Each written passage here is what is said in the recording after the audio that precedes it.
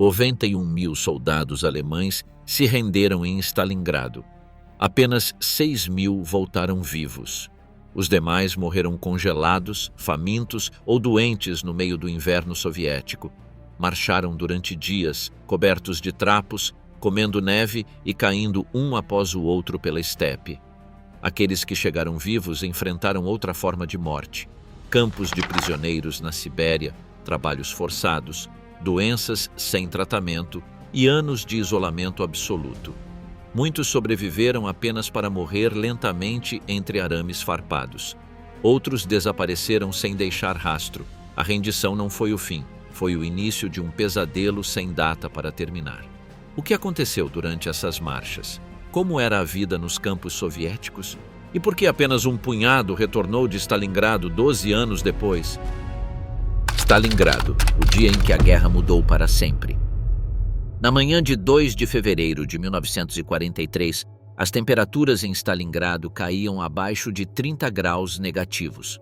A paisagem urbana, irreconhecível após meses de combate, apresentava um espetáculo apocalíptico. Edifícios reduzidos a esqueletos de concreto, fábricas transformadas em labirintos de aço retorcido e ruas convertidas em trincheiras entre montanhas de escombros congelados. Nesse cenário desolador, os últimos soldados alemães do Bolsão Norte capitulavam diante das forças soviéticas, marcando oficialmente o fim de uma das batalhas mais devastadoras da história. O 6º Exército Alemão, outrora considerado a ponta de lança da Wehrmacht, havia sido reduzido a uma sombra de seu antigo poder. 6 meses antes, essas mesmas tropas avançavam com confiança rumo à cidade industrial às margens do Volga, certas de uma vitória rápida e decisiva. Agora, cercados, famintos e derrotados, os soldados sobreviventes marchavam rumo a um destino incerto no cativeiro soviético. A batalha por Stalingrado havia transformado a guerra. O que começou como uma operação alemã para assegurar os campos petrolíferos do Cáucaso e estabelecer uma posição defensiva no Volga, tornou-se uma luta de vontades entre Hitler e Stalin, carregada de simbolismo ideológico e estratégico. A cidade que levava o nome do líder soviético transformou-se no cenário de um confronto onde nenhum dos lados estava disposto a ceder. Durante o verão e o outono de 1942, as forças alemãs haviam conseguido avanços significativos, capturando gradualmente grande parte da cidade. O combate urbano, caracterizado por sua brutalidade e proximidade, transformou cada edifício em um campo de batalha independente. Os soldados alemães chamaram essa forma de luta de Rattenkrieg, guerra de ratos, um termo que captava a natureza claustrofóbica do combate entre ruínas. Em meados de novembro de 1942, quando os alemães controlavam quase 90% da cidade, o Exército Vermelho lançou a Operação Urano. Aproveitando a fraqueza dos flancos defendidos por tropas romenas e italianas, os soviéticos executaram um movimento de pinça que, em questão de dias, cercou o 6º Exército em um cerco mortal. Em 23 de novembro, o cerco foi completado em Kalach, prendendo cerca de 290.000 soldados alemães e de outras nacionalidades do eixo. Hitler rejeitou categoricamente a opção de uma retirada estratégica, ordenando ao general Friedrich Paulus que mantivesse suas posições a todo custo. A promessa de uma ponte aérea para abastecer as tropas cercadas revelou-se um espejismo logístico. A Luftwaffe jamais conseguiu entregar mais do que uma fração das 700 toneladas diárias necessárias para manter o 6º Exército operacional. À medida que dezembro dava lugar a janeiro, as condições dentro do cerco se deterioravam rapidamente. O frio implacável, a escassez de alimentos e medicamentos e a constante pressão soviética minavam a resistência alemã. Os soldados consumiam os últimos cavalos, cães e ratos disponíveis. As rações foram reduzidas a 75 gramas de pão por dia. Disenteria, tifo e gangrena causada por congelamento espalhavam-se sem controle.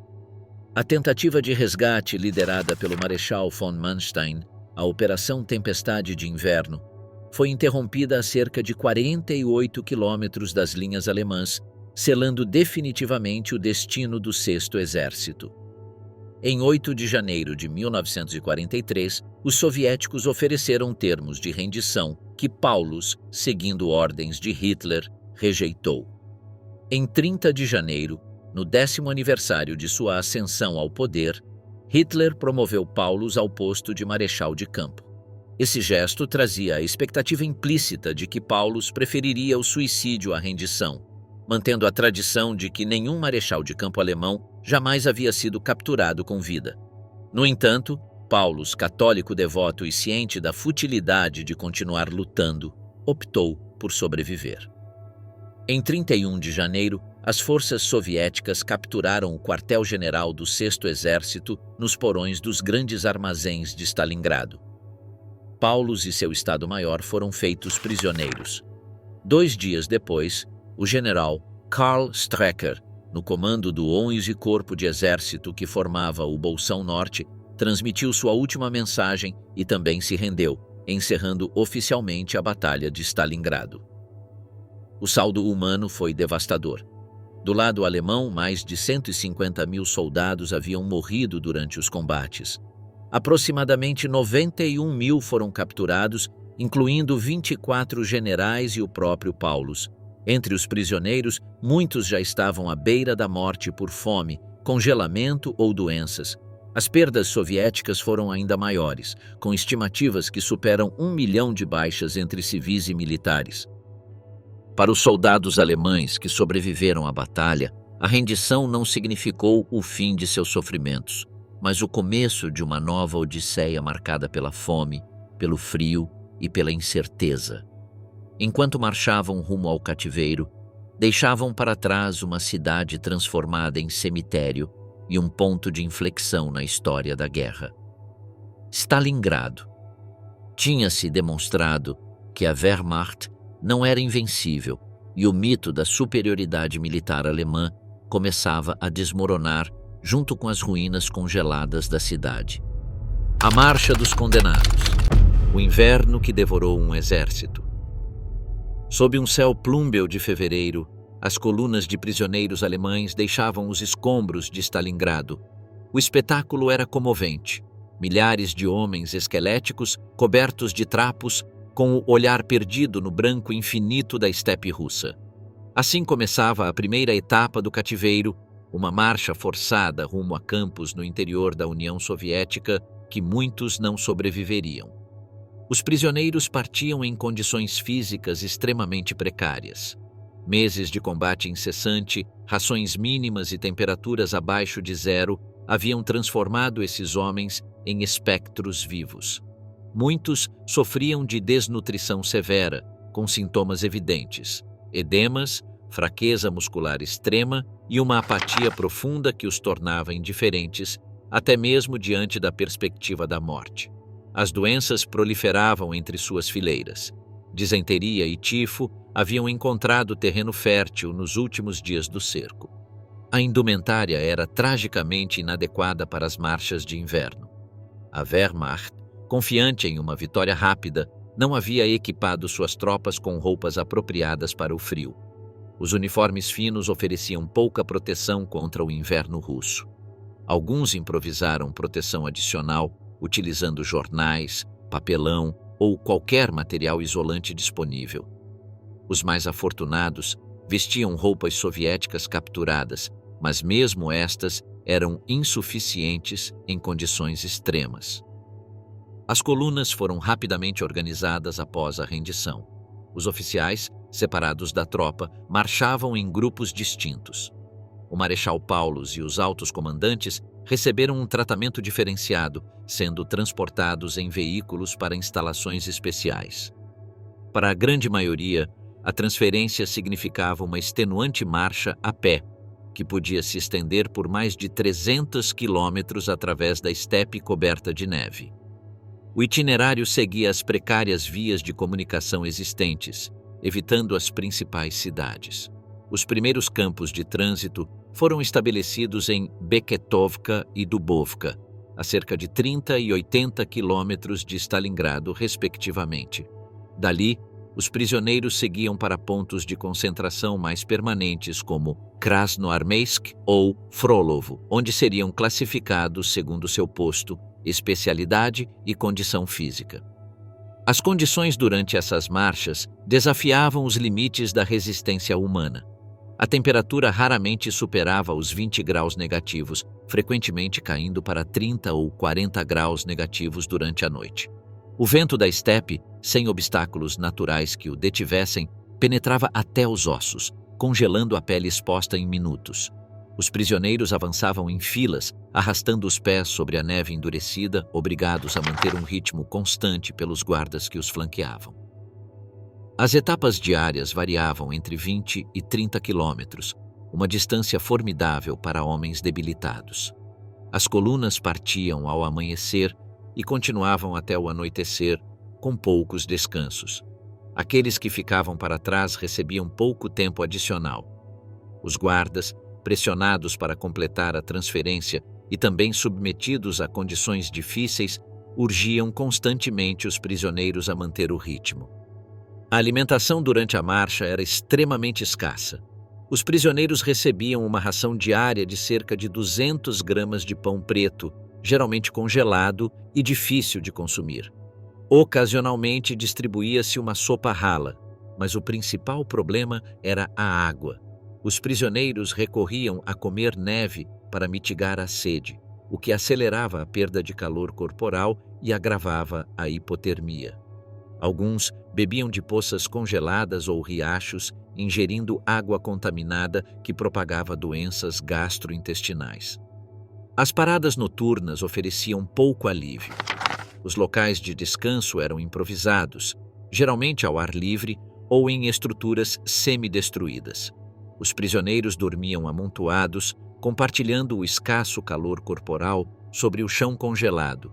Aqueles que adormeciam afastados do grupo muitas vezes não acordavam, vítimas da hipotermia. As fogueiras eram proibidas ou impossíveis de manter por falta de combustível. Os guardas soviéticos mantinham uma disciplina estrita. A maioria havia combatido em Stalingrado ou perdido familiares durante a invasão alemã, e sua atitude oscilava entre a indiferença profissional e a hostilidade aberta. No entanto, existem testemunhos de atos de compaixão. Guardas que compartilhavam cigarros, permitiam descansos adicionais ou ajudavam os mais fracos a continuar. A mortalidade durante essas marchas era extraordinariamente alta. Todas as manhãs, antes de retomar a marcha, os prisioneiros contavam novas baixas. Os corpos ficavam rígidos pelo frio, com expressões congeladas em seus rostos. Esses corpos eram empilhados à beira da estrada ou em valas improvisadas, sem cerimônias nem registros. A morte tornou-se uma companheira constante, tão onipresente que perdeu sua capacidade de comover. As principais causas de morte foram o esgotamento, a hipotermia e as doenças. A combinação de desnutrição prévia, esforço físico extremo e exposição ao frio criava um ciclo vicioso. O corpo consumia suas últimas reservas, enfraquecendo-se progressivamente até o colapso. A pneumonia, a disenteria e o tifo encontravam vítimas fáceis nesses organismos comprometidos. Os prisioneiros desenvolveram mecanismos de sobrevivência baseados na solidariedade. Formaram-se grupos informais de apoio, geralmente entre camaradas do mesmo regimento. Os mais fortes ajudavam os mais fracos, revezando-se para carregar seus pertences ou sustentá-los durante a marcha. Compartilhavam os escassos recursos disponíveis, desde cascas de pão até pedaços de pano para proteger o rosto do vento. O estado mental dos prisioneiros oscilava entre extremos. Alguns mantinham uma determinação férrea de sobreviver, agarrando-se a lembranças familiares ou promessas de retorno. Outros caíam em uma apatia profunda que, paradoxalmente, lhes permitia continuar avançando mecanicamente. Casos de suicídio não eram incomuns. Alguns escolhiam deliberadamente ficar para trás durante a noite, sabendo que isso significava uma morte certa, mas relativamente rápida. As marchas continuaram durante semanas, com novos contingentes partindo regularmente de Stalingrado até meados de março.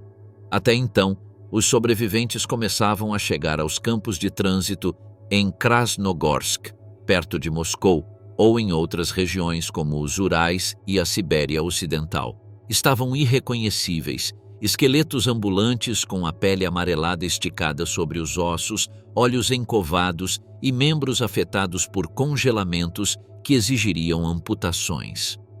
Dos aproximadamente 91 mil prisioneiros que iniciaram essas marchas, estima-se que entre 25% e 30% pereceram no trajeto.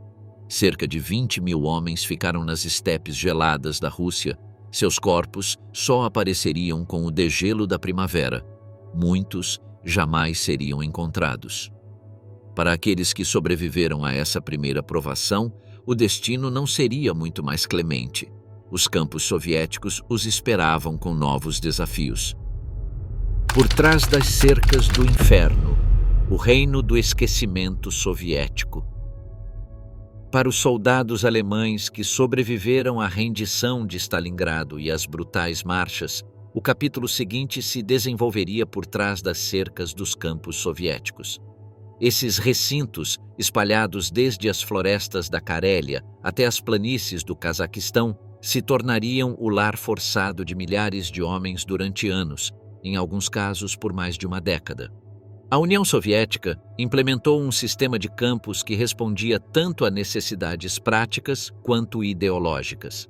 O país enfrentava uma escassez crítica de mão de obra masculina, com milhões de soviéticos mortos ou servindo na linha de frente.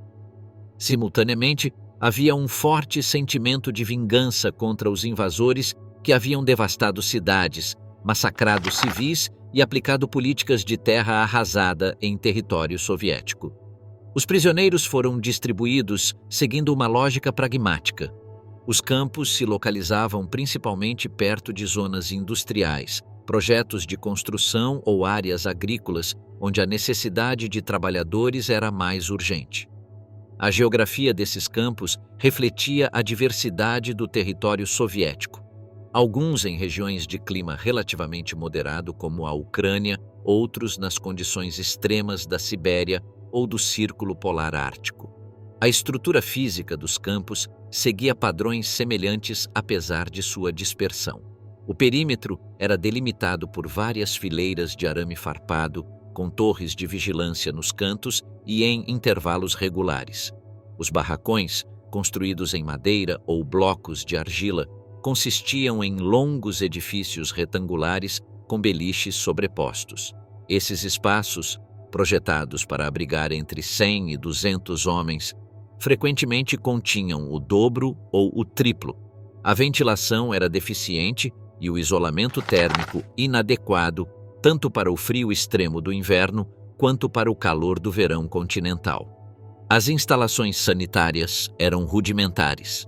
As latrinas consistiam em valas abertas localizadas a certa distância dos barracões, sem proteção contra as intempéries. As instalações para a higiene pessoal limitavam-se a torneiras de água fria ou, nos campos mais primitivos, a barris de água compartilhados. As possibilidades de manter a higiene pessoal eram mínimas, facilitando a propagação de parasitas como piolhos e pulgas, vetores de doenças como o tifo. A rotina diária seguia um regime ditado pelas necessidades de trabalho. O dia começava antes do amanhecer com uma contagem de prisioneiros. Após uma magra ração de café da manhã, geralmente pão preto e substituto de café, partiam para seus locais de trabalho, frequentemente situados a vários quilômetros do campo. O trabalho durava entre 10 e 12 horas, com uma breve pausa ao meio-dia para uma sopa rala. Ao anoitecer, após outra contagem exaustiva, recebiam sua ração principal, uma sopa mais substanciosa e outra porção de pão. A alimentação constituía uma preocupação constante. As rações oficiais variavam de acordo com o tipo de trabalho realizado e o rendimento individual, oscilando entre 400 e 700 gramas de pão diários, complementadas com pequenas quantidades de gorduras, açúcar e proteínas. Essas rações, já insuficientes para homens submetidos a trabalho físico intenso, raramente chegavam intactas aos prisioneiros devido à corrupção na administração e à deterioração dos alimentos durante o transporte. Os trabalhos atribuídos abrangiam todos os setores da economia soviética. Os prisioneiros cortavam madeira nos campos setentrionais, extraíam carvão e minerais nos Urais, construíam ferrovias na Sibéria ou colhiam algodão na Ásia Central. A atribuição dependia tanto das necessidades locais quanto da capacitação prévia do prisioneiro, embora frequentemente as habilidades técnicas fossem ignoradas em favor da necessidade imediata de mão de obra não qualificada.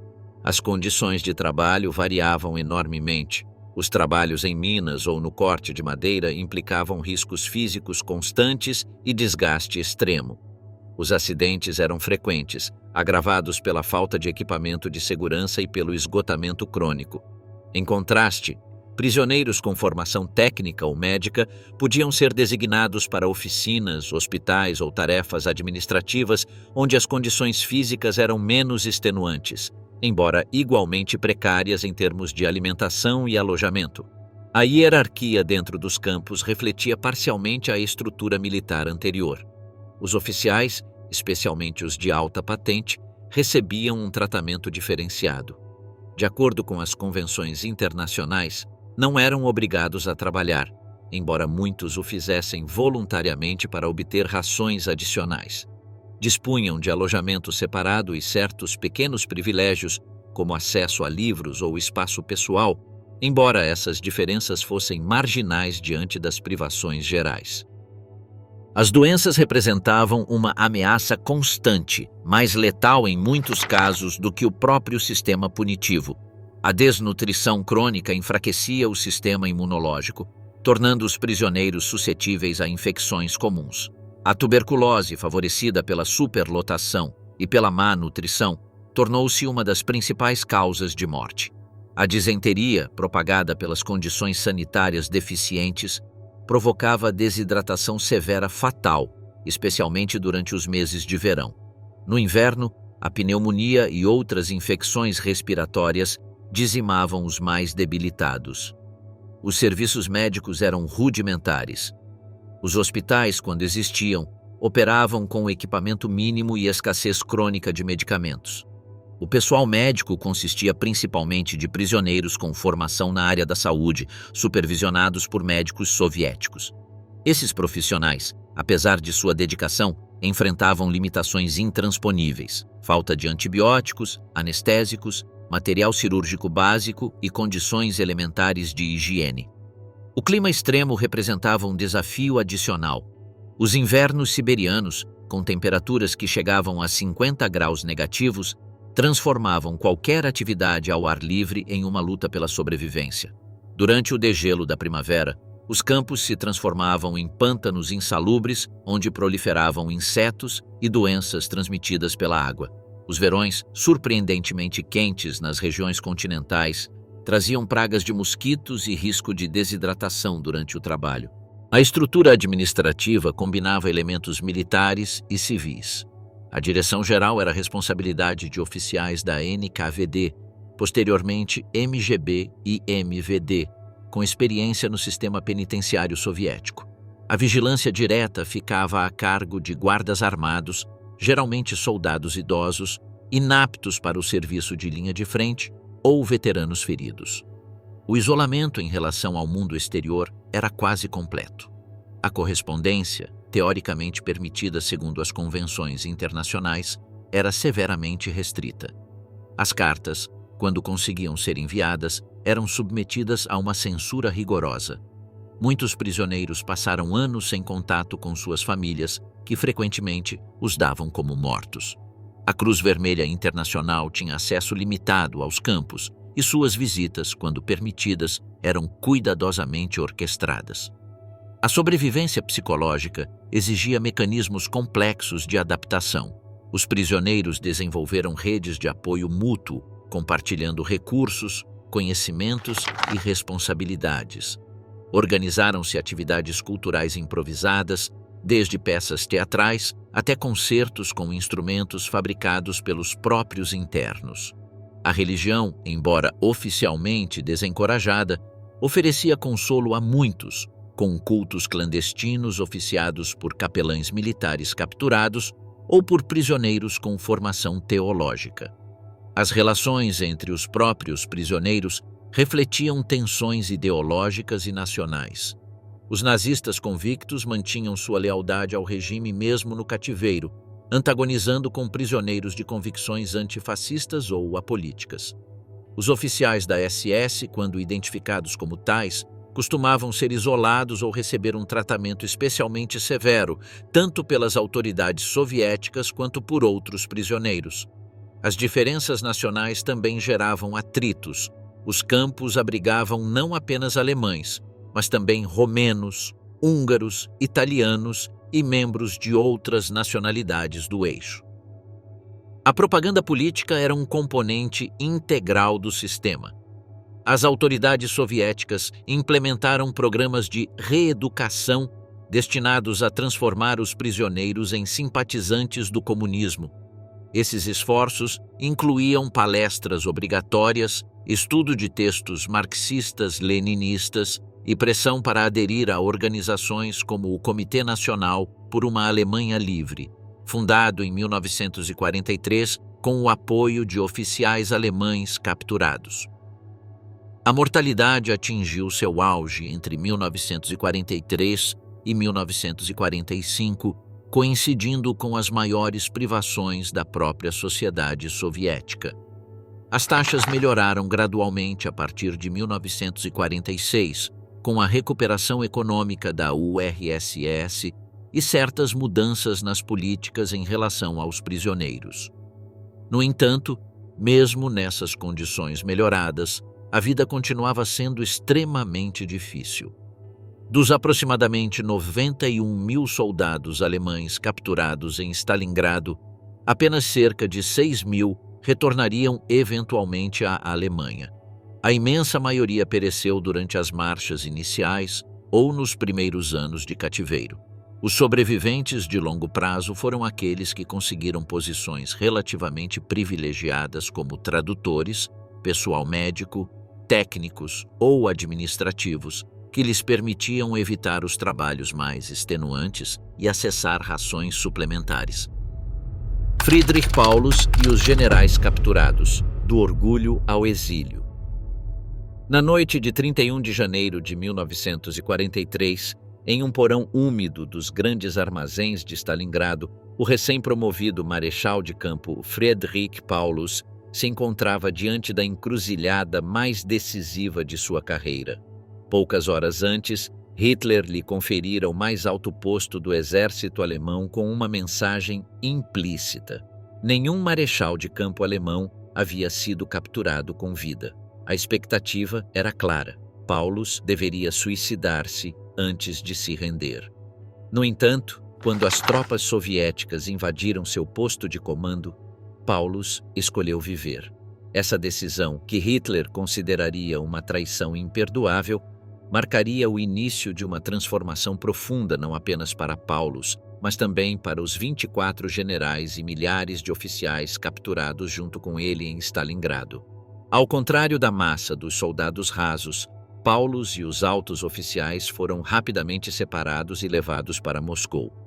Esse tratamento diferenciado respondia tanto a considerações práticas quanto estratégicas. Esses homens possuíam informações militares valiosas e, potencialmente, podiam se tornar poderosas ferramentas de propaganda soviética. Os primeiros dias após a captura transcorreram em total atordoamento para Paulus e seu Estado-Maior. O próprio Paulus, segundo testemunhos de oficiais soviéticos que o custodiavam, mantinha uma atitude distante e formal, refugiando-se no estrito protocolo militar alemão como escudo psicológico diante do trauma da rendição. O primeiro destino foi o campo de prisioneiros no 27, em Krasnogorsk, próximo a Moscou.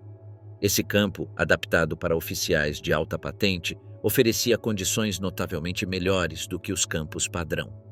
Os generais dispunham de quartos individuais ou compartilhados em pequenos grupos, com um mobiliário básico, mas digno. A alimentação, embora simples, era nutritiva e suficiente, permitindo-lhes recuperar-se gradualmente da desnutrição sofrida durante o cerco. Em Krasnogorsk, os altos oficiais podiam manter certos aspectos de sua vida anterior. Era-lhes permitido vestir seus uniformes, sem insígnias de patente, receber correspondência limitada, ler jornais selecionados e dispor de tempo para atividades intelectuais e físicas. Essa aparência de normalidade contrastava com a realidade do cativeiro e servia aos interesses soviéticos, que buscavam criar uma atmosfera propícia a futuras tentativas de cooperação. No entanto, mesmo nesse ambiente privilegiado, os generais viviam sob constante vigilância.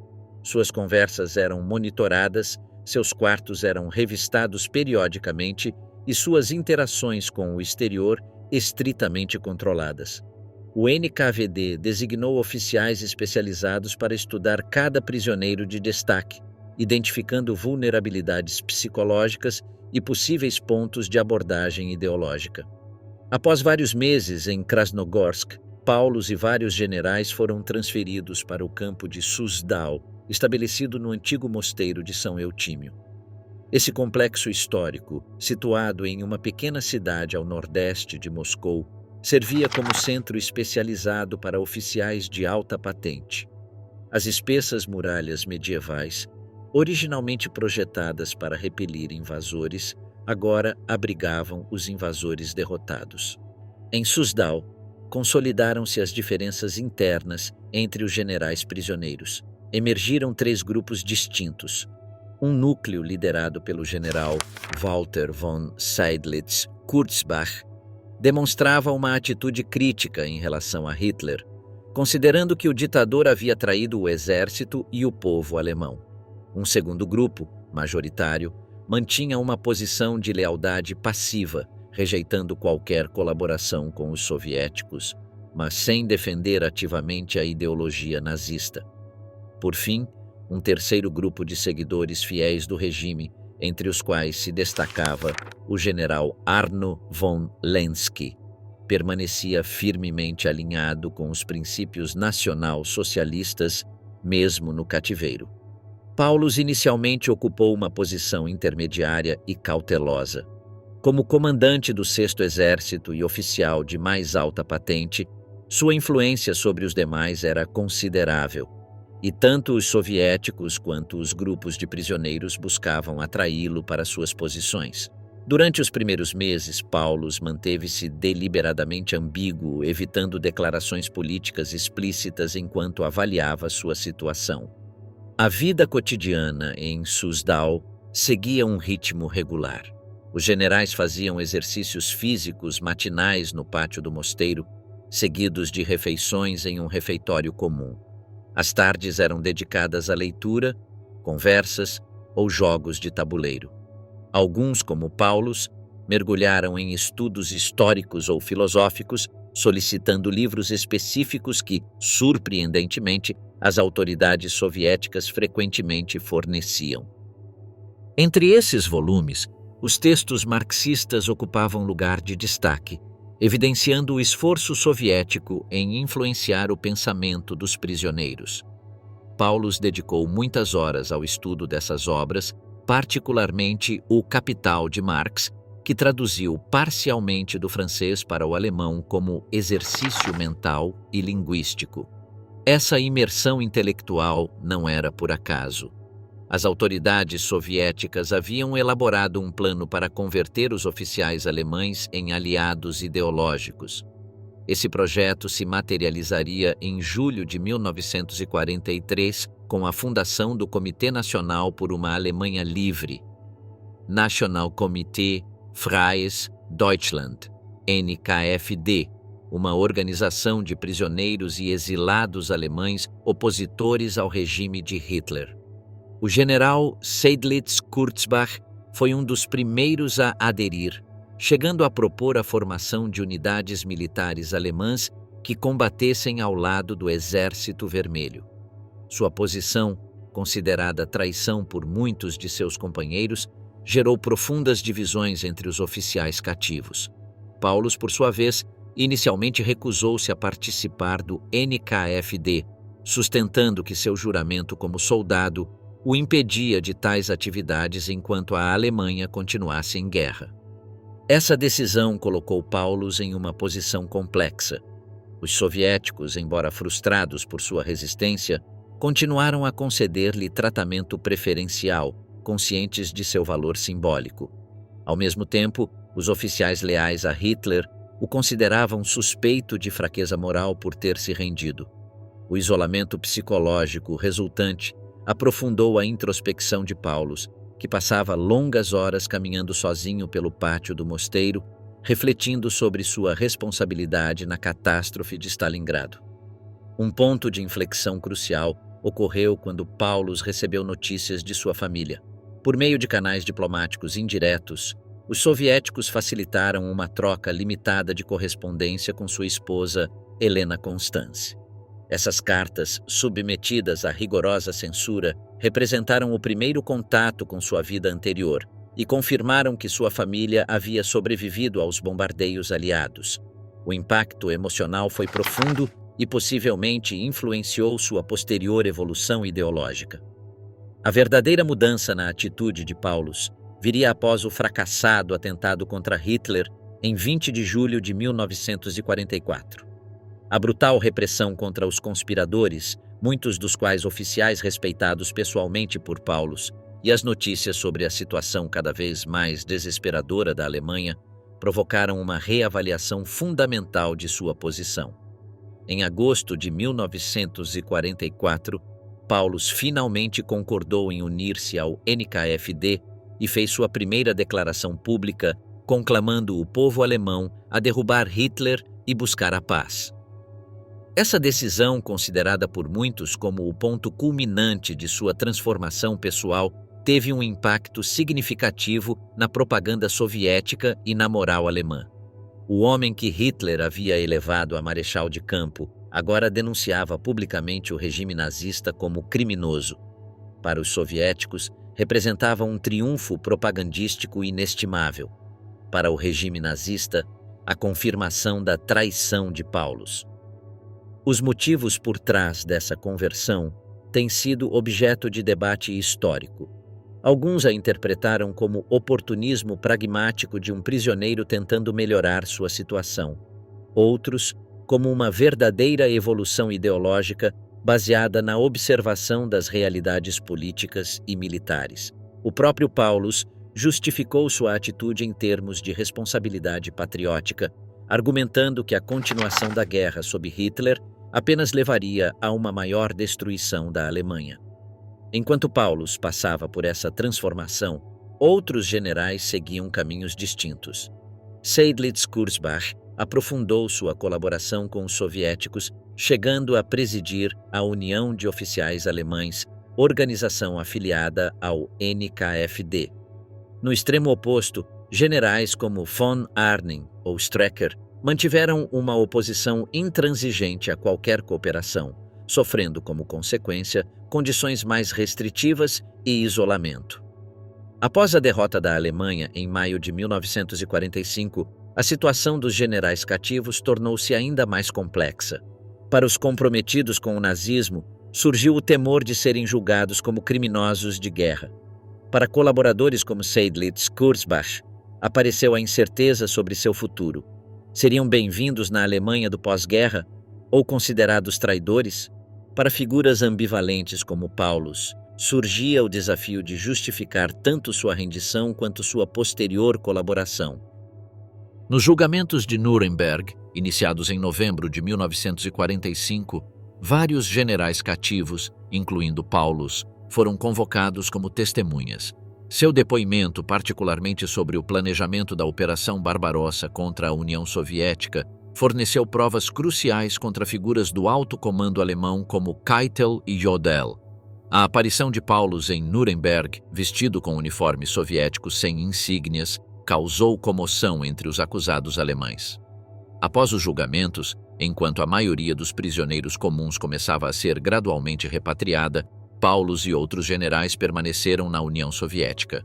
Algumas fontes sugerem que, em seu caso, a permanência foi parcialmente voluntária, diante do temor de enfrentar hostilidade na Alemanha.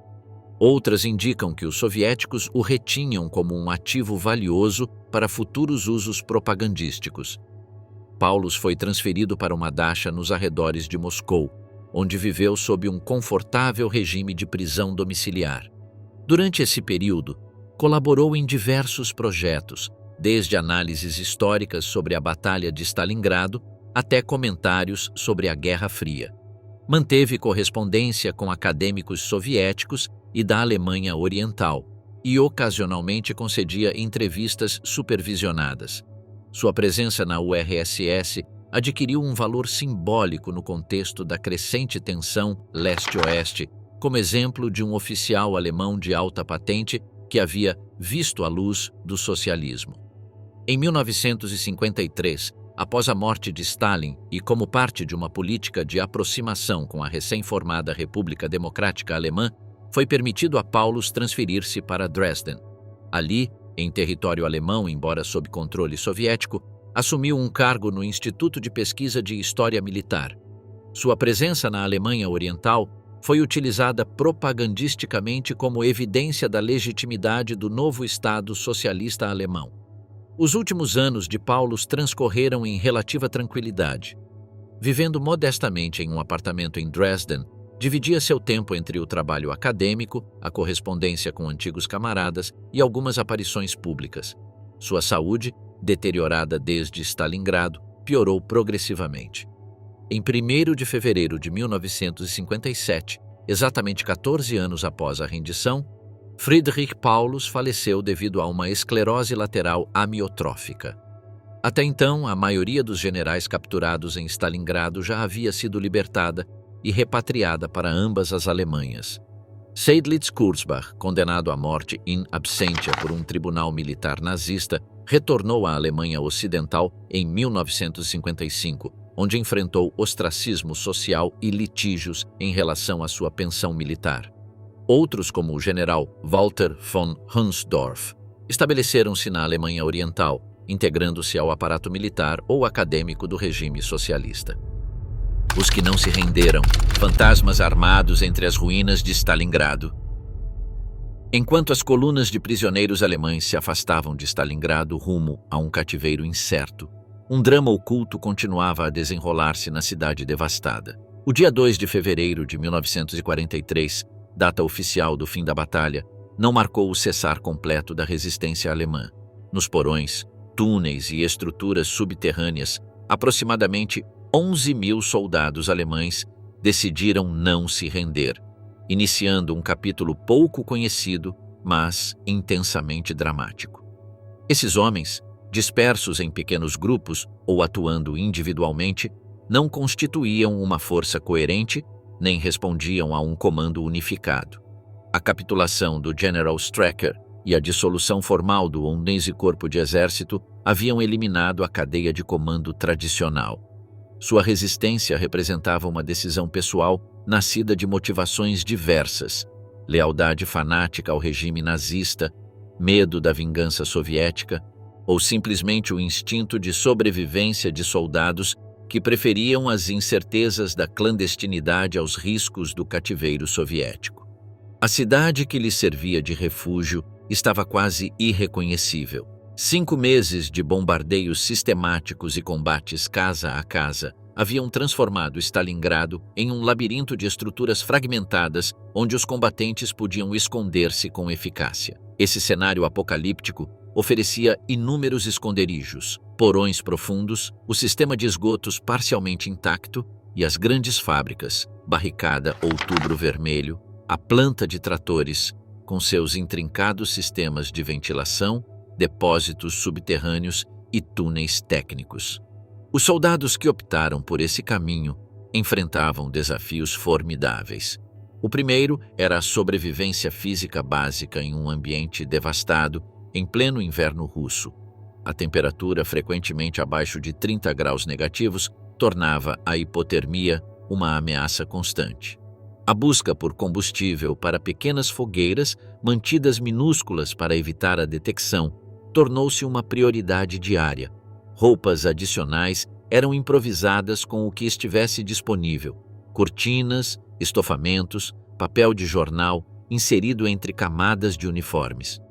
A alimentação representava outro desafio crítico. As reservas militares alemãs estavam esgotadas após meses de cerco. Os resistentes realizavam expedições noturnas para localizar armazéns saqueados, cantinas abandonadas ou corpos de camaradas caídos que ainda portassem rações. Em casos extremos, consumiam alimentos impensáveis em circunstâncias normais: couro fervido, pasta de dente e, segundo alguns testemunhos, até carne de cadáveres nos casos mais desesperadores. A água potável era igualmente problemática. As canalizações urbanas estavam majoritariamente destruídas ou contaminadas. A neve fornecia uma fonte relativamente segura uma vez derretida. Durante o degelo, a água de poças e depressões precisava ser fervida meticulosamente para evitar doenças. Alguns grupos estabeleceram sistemas rudimentares para coletar água da chuva ou condensação. As armas e munições, embora inicialmente abundantes entre os restos do arsenal do Sexto Exército, exigiam administração cuidadosa. Cada bala adquiria um valor incalculável, não apenas para a defesa pessoal, mas como meio de obtenção de alimentos por meio da caça de ratos, cães de rua ou corvos que frequentavam o campo de batalha. As granadas eram reservadas para situações extremas, quando um grupo se via encurralado. A organização social desses grupos resistentes variava consideravelmente. Alguns mantinham estruturas militares tradicionais, com oficiais exercendo autoridade sobre pequenas unidades. Outros adotaram sistemas mais igualitários, onde as decisões eram tomadas coletivamente conforme as habilidades específicas de cada membro. Os grupos mais bem-sucedidos combinavam diversas especialidades: médicos para tratar ferimentos, engenheiros para resolver problemas técnicos, soldados experientes em reconhecimento para planejar movimentos seguros. As atividades não se limitavam à sobrevivência passiva. Muitos grupos realizavam operações ativas de sabotagem, emboscadas contra pequenas patrulhas e até ataques noturnos contra postos avançados soviéticos. Essas ações, embora militarmente insignificantes no contexto amplo da Frente Oriental, tinham um impacto psicológico desproporcional. Para as forças soviéticas que consideravam Stalingrado liberada, a persistência de focos de resistência representava uma irritante negação de sua vitória completa. A resposta soviética foi contundente. O NKVD, que havia participado da defesa de Stalingrado desde o verão anterior, recebeu a missão específica de limpar a cidade dos elementos inimigos resistentes. Essas unidades combinavam experiência militar com métodos policiais. Ao contrário das unidades regulares do Exército Vermelho, que avançavam à medida que avançavam para o oeste, perseguindo a Wehrmacht em retirada, o NKVD pôde dedicar recursos substanciais a operações meticulosas de neutralização. As técnicas empregadas eram diversas e adaptadas ao ambiente urbano único. Equipes especializadas exploravam sistematicamente porões e estruturas subterrâneas, utilizando cães treinados para detectar presença humana. O sistema de esgoto foi objeto de atenção especial, com operações que incluíam inundações controladas para forçar os escondidos a sair por saídas vigiadas. Em edifícios onde se suspeitava da presença inimiga, mas a entrada era considerada perigosa, utilizava-se fumaça para obrigar os ocupantes a sair ou asfixiá-los. O uso de informantes mostrou-se particularmente eficaz. Civis soviéticos que começavam a retornar às ruínas eram incentivados a denunciar qualquer atividade suspeita. Mais impactante ainda, alguns prisioneiros alemães capturados eram persuadidos ou coagidos a revelar a localização de companheiros escondidos, às vezes participando das operações como guias ou negociadores para induzir rendições. À medida que fevereiro avançava para março, a situação dos resistentes tornava-se cada vez mais desesperadora. As reservas de alimentos e medicamentos se esgotavam. As doenças, especialmente pneumonia, disenteria e tifo, causavam tantas baixas quanto as operações soviéticas. O degelo da primavera, embora aliviasse o risco de congelamento, trazia novos problemas. Inundações em abrigos subterrâneos, maior visibilidade de rastros e movimentos e a propagação de doenças transmitidas por água contaminada.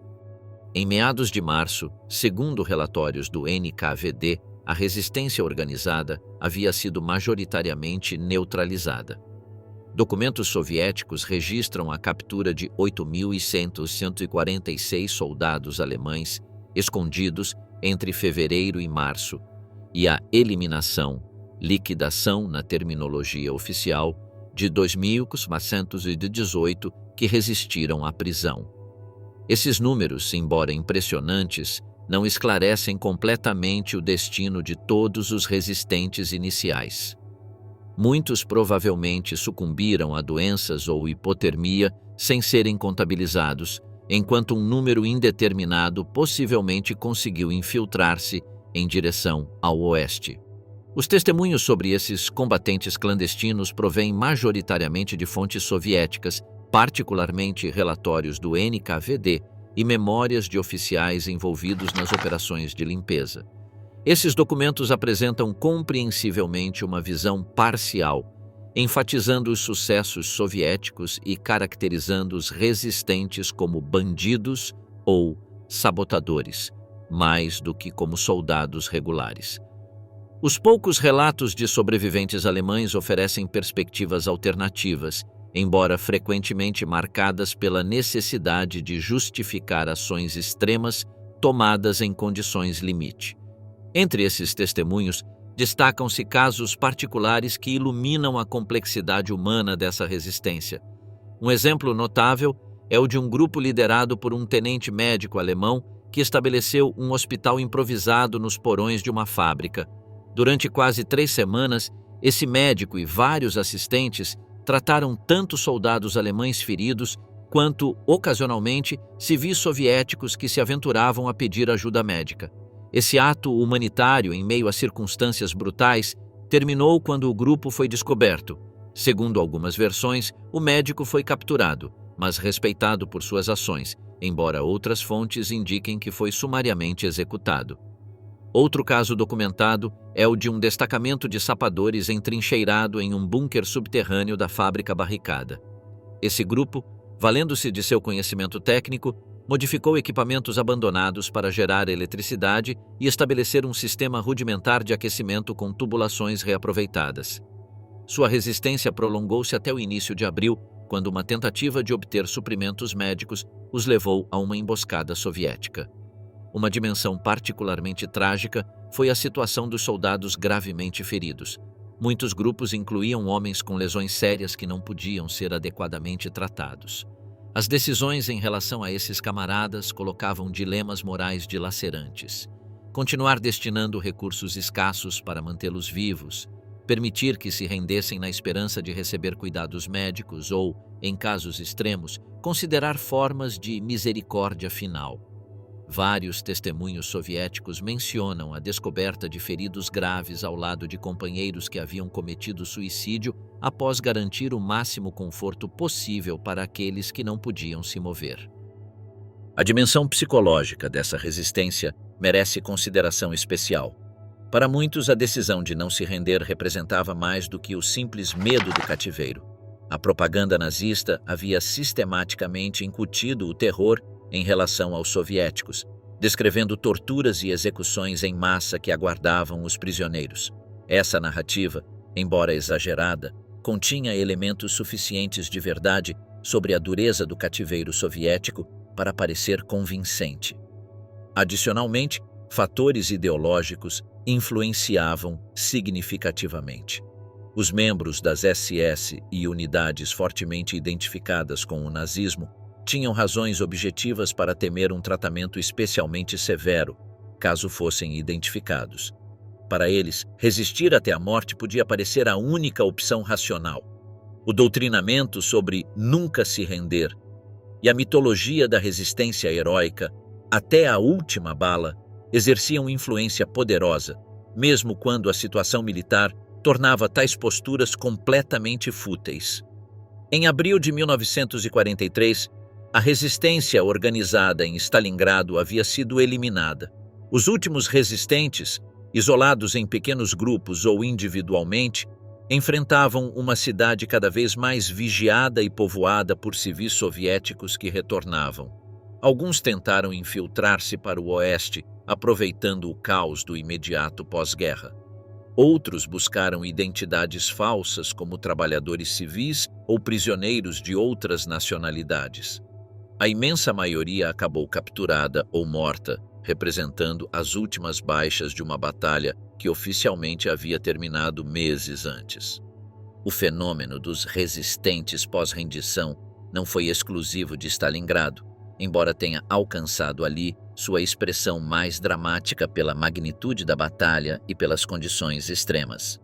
Situações similares foram registradas após outras grandes derrotas alemãs, como na Tunísia, 1943, e na Normandia, 1944.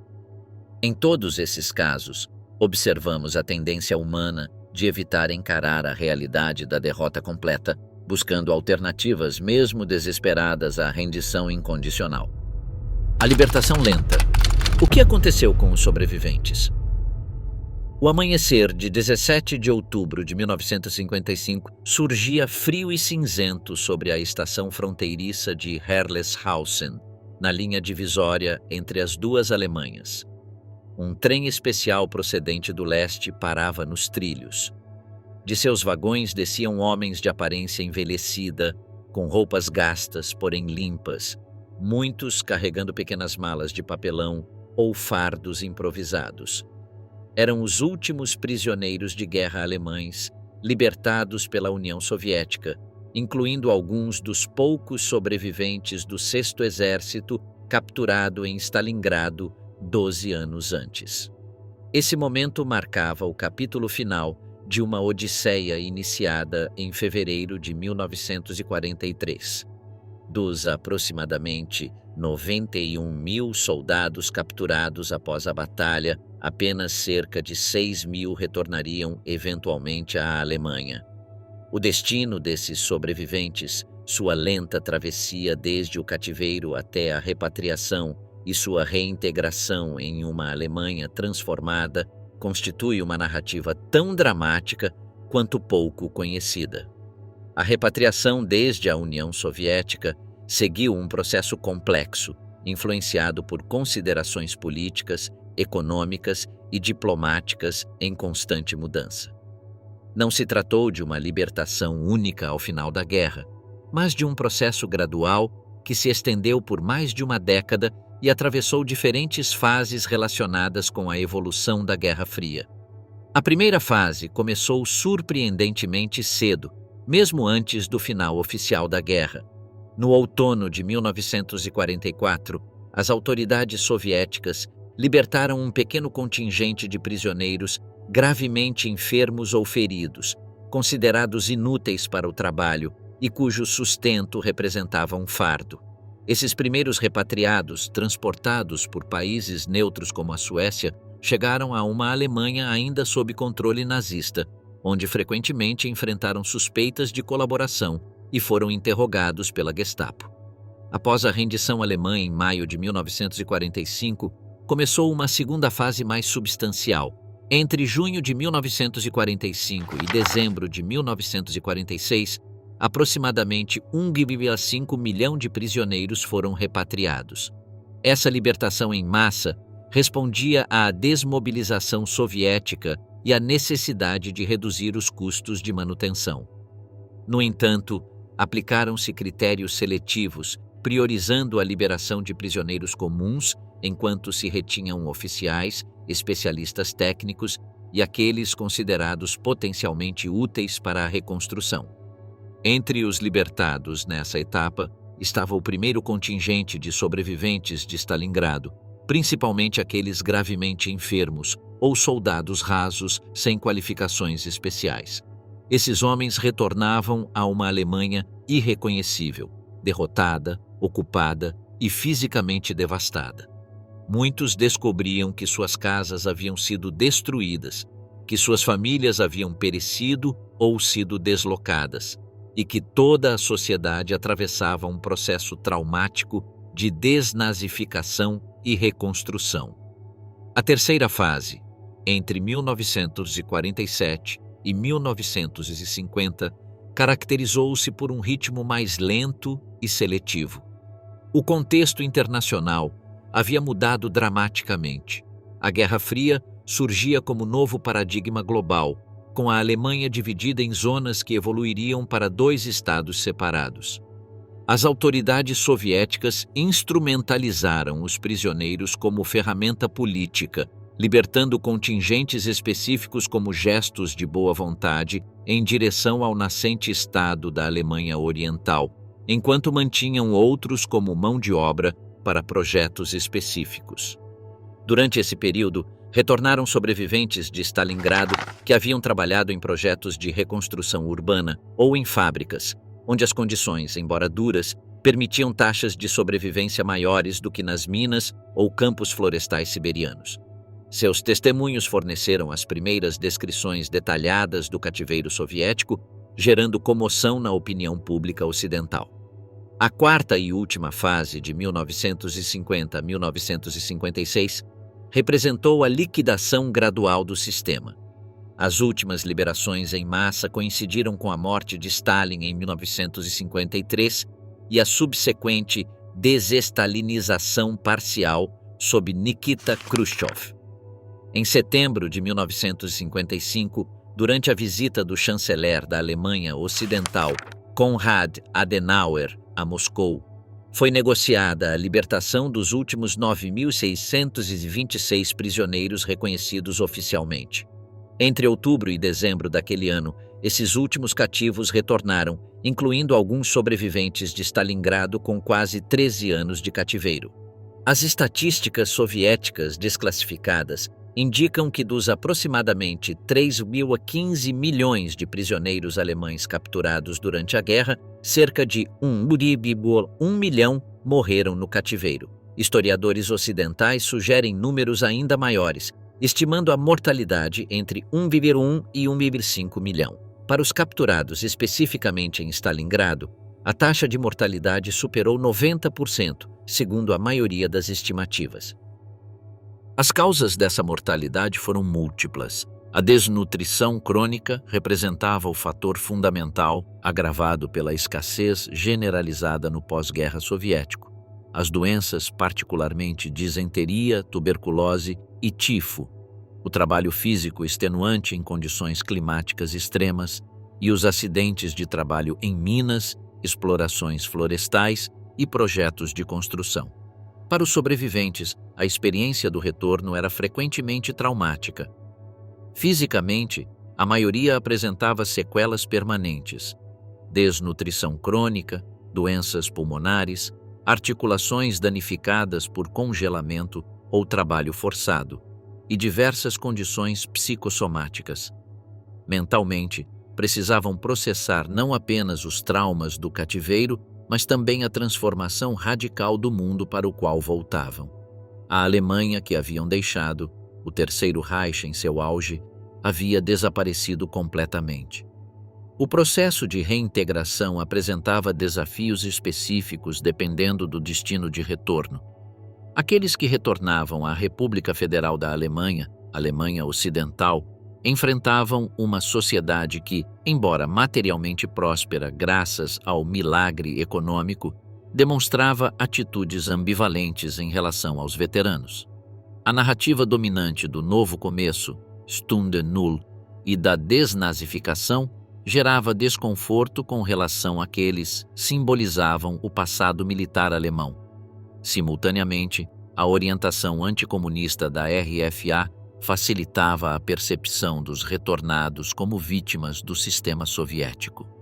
Em contraste, aqueles que retornavam à República Democrática Alemã, Alemanha Oriental, encontravam um Estado que havia construído parte de sua identidade oficial em torno do antifascismo e da amizade com a União Soviética. As autoridades da RDA procuravam integrar os retornados na narrativa do redimido que havia reconhecido os erros do passado nazista e abraçado o socialismo, enquanto simultaneamente monitoravam aqueles que mostravam atitudes críticas em relação ao sistema soviético com base em sua experiência pessoal.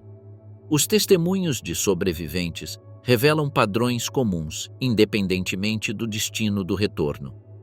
As dificuldades para se reintegrar em círculos familiares, onde haviam sido dados como mortos por anos, a incompreensão social quanto às suas experiências, os problemas para se adaptar às novas realidades econômicas e tecnológicas, e as sequelas psicológicas que incluíam pesadelos recorrentes, episódios de ansiedade e comportamentos condicionados que persistiam anos após a libertação. Um aspecto particularmente complexo era a relação com famílias que haviam seguido adiante durante a longa ausência.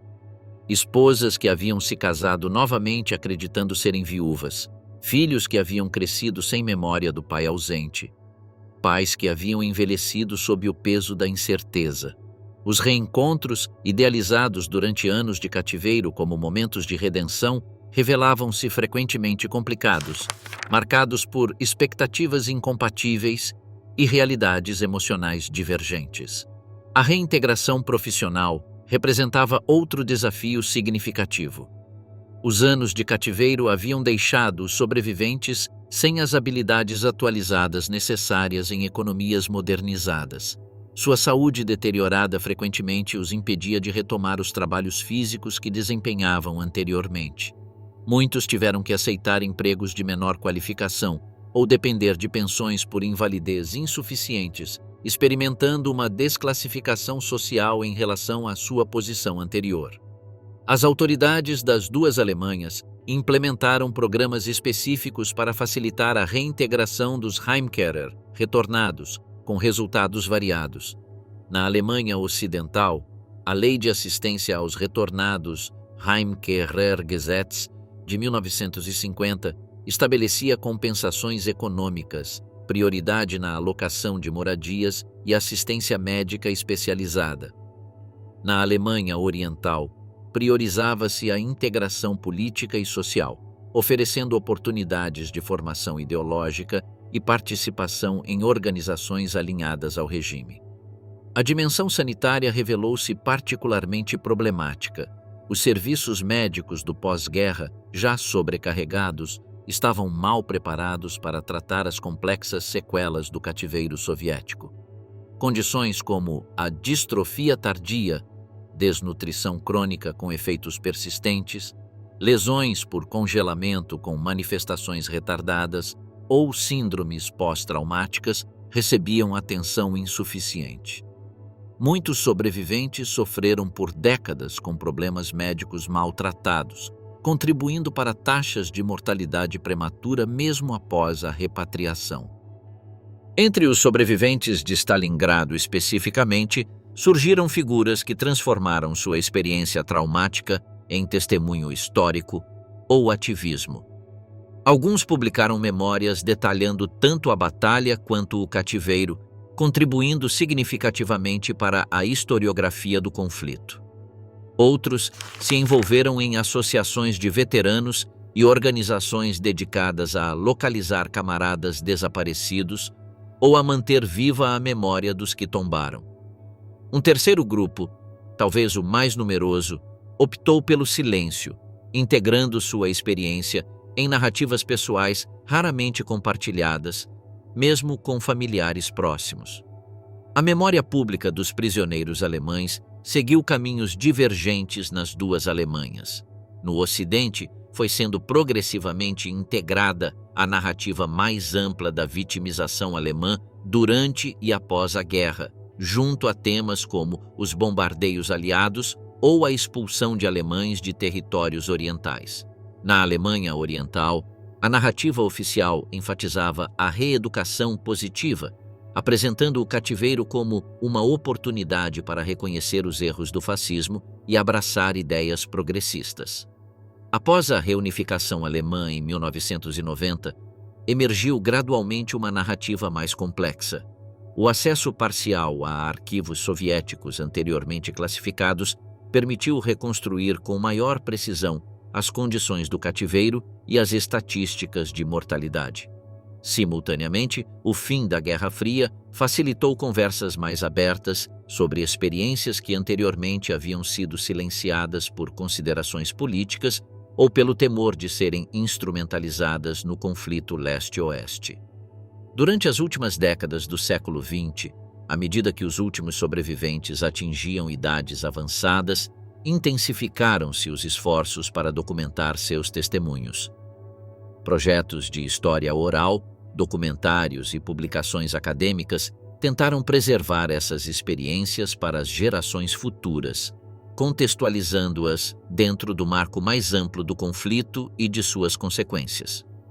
Atualmente, com praticamente todos os sobreviventes diretos já falecidos, a memória dos prisioneiros de Stalingrado continua viva, principalmente por meio de testemunhos escritos, documentação arquivística e o trabalho de historiadores e descendentes comprometidos com a preservação dessa dimensão frequentemente esquecida do conflito. Sua experiência representa um lembrete de como as consequências humanas da guerra se estendem muito além das datas oficiais de início e fim, afetando vidas durante décadas depois que os campos de batalha já silenciaram.